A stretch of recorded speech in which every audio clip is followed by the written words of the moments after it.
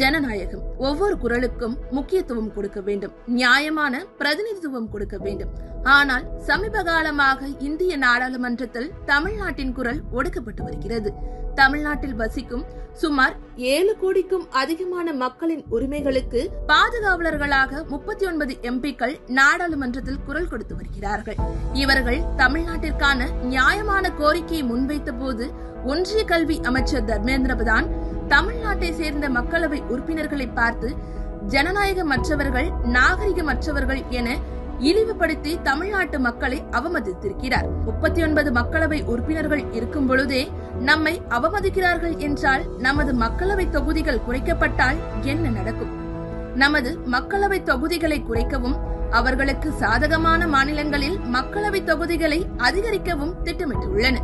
நமது குரலை நசுக்கி அவர்களின் குரல் மட்டும்தான் ஓங்கி ஒலிக்க வேண்டும் என்பதே அவர்களின் நோக்கம்.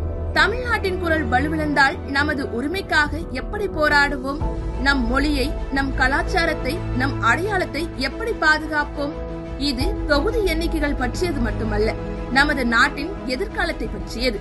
இப்போது நீங்களே சொல்லுங்கள், அமைதியாக ஒதுங்கி இருக்க போகிறீர்களா அல்லது அனைவரும் ஒன்றிணைந்து தமிழ்நாட்டின் உரிமைக்காக போராடப் போகிறீர்களா?